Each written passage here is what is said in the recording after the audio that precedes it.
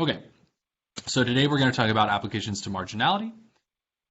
This is a natural extension of what we've been talking about with optimization and of course with 4.3, so optimization and modeling. Now we're going to take it a little bit further and we're going to say the modeling that we care about are some small business and we're only going to care about cost and revenue functions. And that's going to give us a good way to understand where we can produce optimally as a business. So this is much more tied to the real world, I would say. So throughout, we're going to have some notation that's going to be consistent. The first thing is we'll write the cost function as C of Q. Q will be the quantity of goods produced. Okay. We'll also have R of Q, which is the revenue. And so it might be different sometimes, that's why I say unless otherwise stated, but it might be different. But in general, we'll just have R of Q is P times Q. So we fix a price for whatever we're selling. We're selling apples, and we sell apples for $2 a pop. So R of Q would be 2Q, right? So quantity that we're selling times however much it costs, right? All very familiar. We've probably met this many, many times. And then we're going to have a comparative function.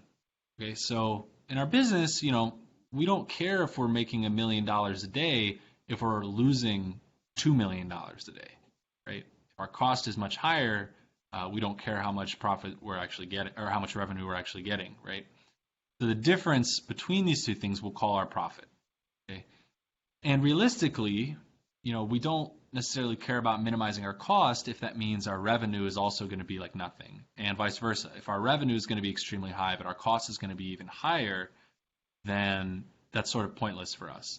So the function that we actually want to maximize is our profit function. Okay, profit function, which is of course the difference between revenue and cost. It's how much did I make, how much did I lose. Okay. And our profit function is going to be denoted, this is the notation of the textbook, which I will use, but for some reason I think it confuses students sometimes. That's pi is the function. So pi here is not a constant. Pi here is a function.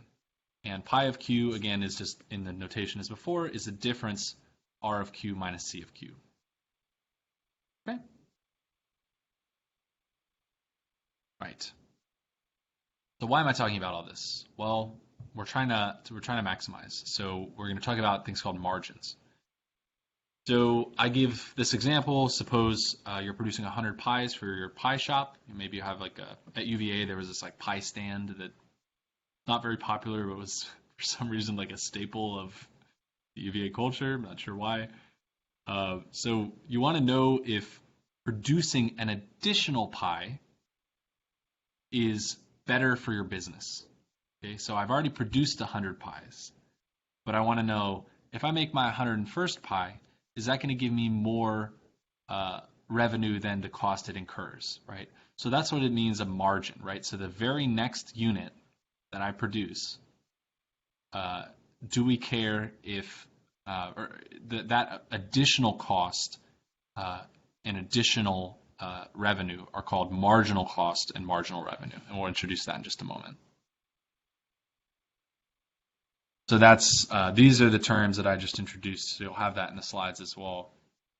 But again, this is the additional cost that's referred to here is just for the +1 pie. Right? It's not the additional next 10 pies. It's not additional half a pie. It's not infinitesimal here because pies are whole units. Right? So we're just looking at the additional pie. Okay. So suppose I have this model for my pie company. Okay. So this kind of makes sense because my marginal revenue is a constant line. Right? In other words, every unit of pie that I sell costs the same. So I'm not going to sell you a pie for $3 and then the next guy I'm going to sell him a pie for $10. Everyone's getting charged the same price. So marginal revenue is just this straight line.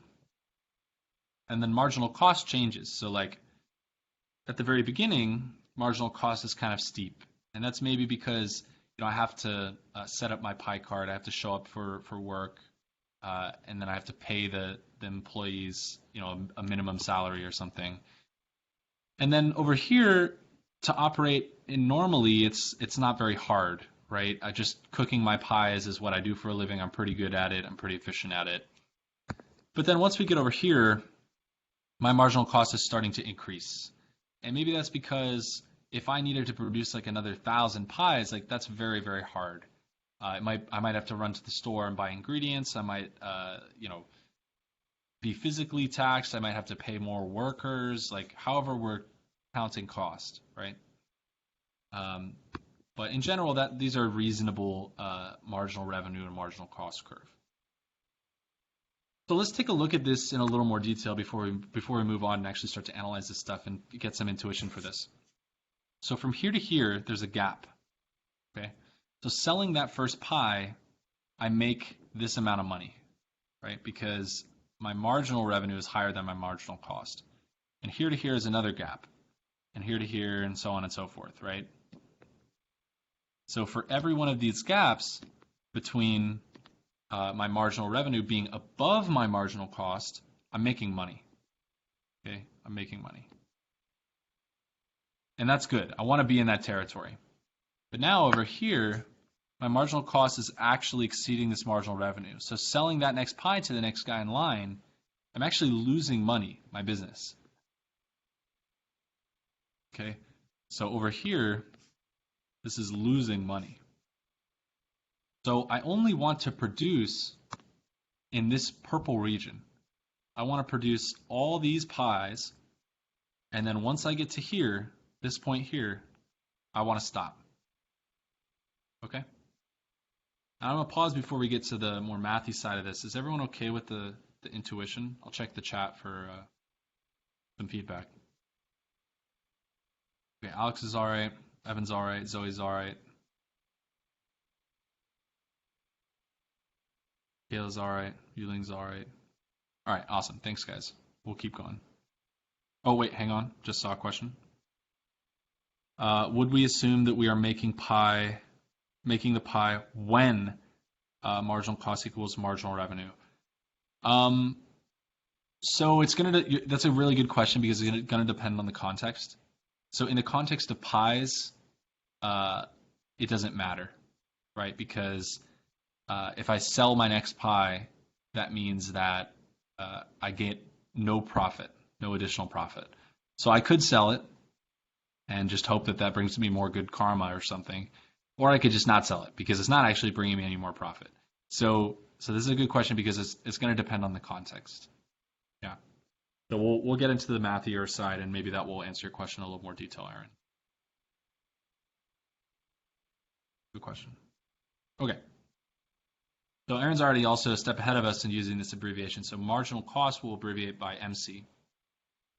Okay. And we had a cost function earlier we called C of Q.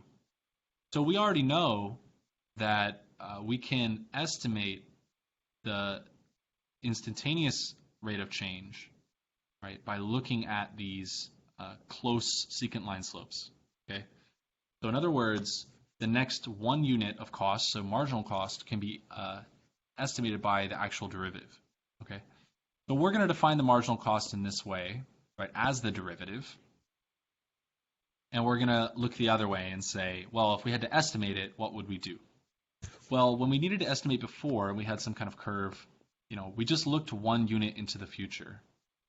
And then we said that the secant line slope is close enough to our derivative, right? Locally, it's close.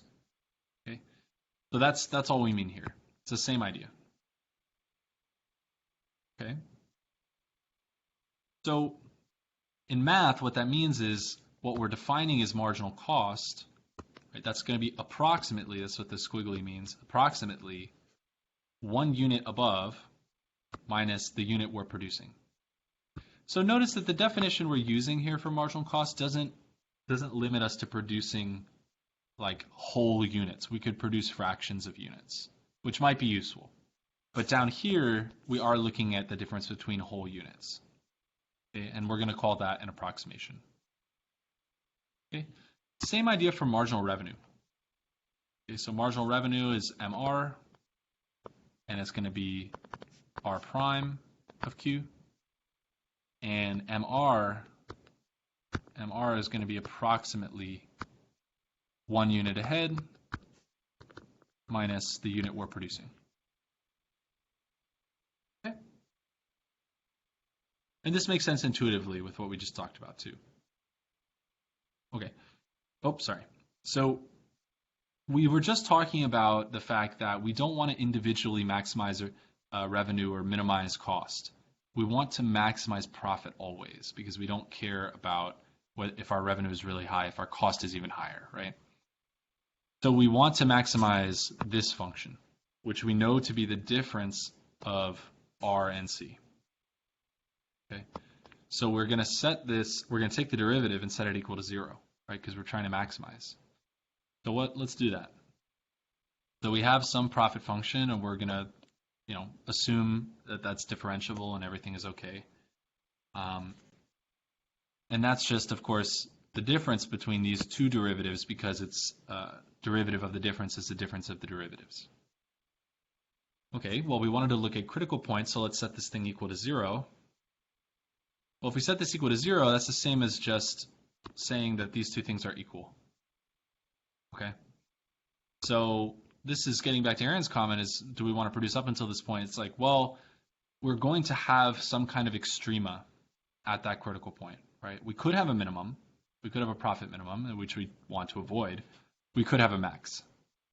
Okay, and then if we have a whole universe, right, we want to test our endpoints as well. So it's the same kind of thing going on.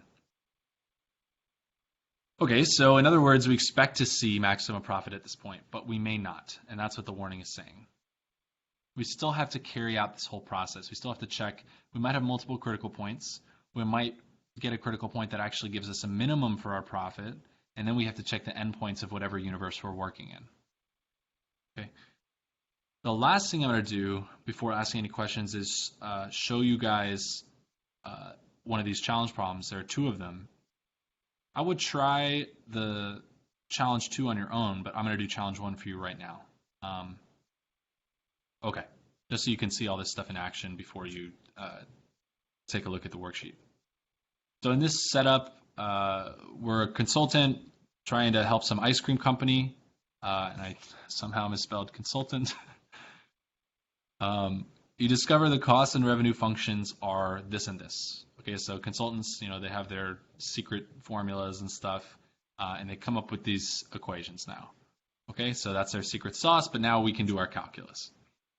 And we want to see when this company is going to have maximum profit. But let's work through and get there as the question wants us to. So first off, it's asking us, what is the fixed cost? The fixed cost is what doesn't depend on quantity. Okay, so fixed cost is whatever in your cost function has no Q attached to it.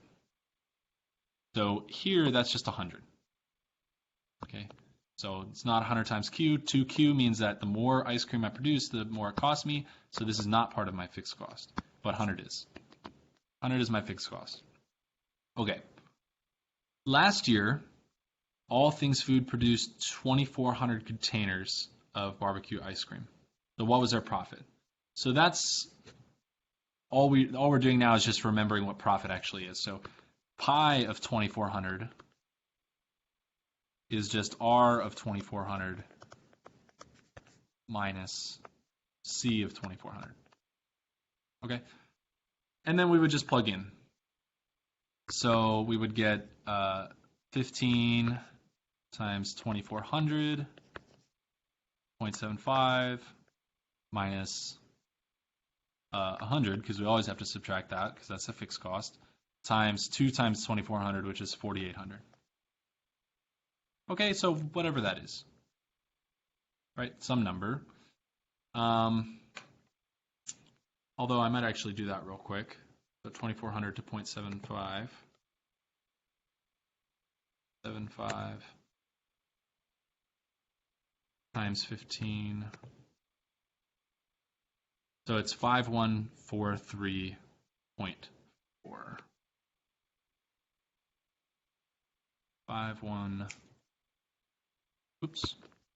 5143.4, and then minus 4,900. So it's about 200. Okay, it's about 200. So they made $200. So the third question is now asking us, we want to find formulas for the marginal cost and revenue and evaluate them at 2,400. So marginal cost and marginal revenue, remember, are defined as just these derivatives. So the first thing I'm going to do is just compute our prime of Q. Actually, C prime of Q is even easier, so let's just do that first. So derivative of 100 is 0, so we don't have to worry about that. Derivative of 2Q with respect to Q is just 2. So that's fine. And then derivative of R is just the power rule. So we have 0.75 is the same thing as 3/4. So I'll write this as 15 times 3/4 times Q to the minus a fourth. Okay, so 75. 15 times 3 is 45 over 4 times Q to the minus 1/4. Okay. All right, so Big J wants to increase the production to do better this year. So I assume that that's the boss, I guess. Based on marginal cost and marginal revenue at this point, why is their strategy, explain whether it is sound. So we have some profit, and we want to know if we produce more ice cream, if we go to the right, that's going to actually make things better. So all we have to do is plug in 2,400 to these equations, right, which we were supposed to do in 3, and then subtract, right? Simple as that. So 2,400, what we're calculating is 2,400 to the 1/4, 45 over 4, minus 2. Okay, and then if that's greater than 0, then we're good to go. And if it's less than 0, then that's bad. Okay? So I don't know what 2,400 to the minus 1/4 is off the top of my head, but do it real quick. 2,400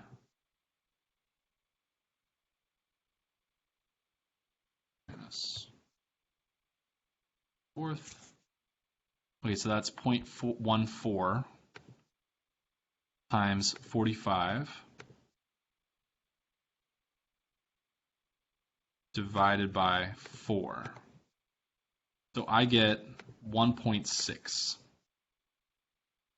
for this whole quantity. So 1.6 minus 2 is smaller than 0. So this is bad. That means that if I produce additional ice cream, that I'm going to actually be losing profit. So we'll end there.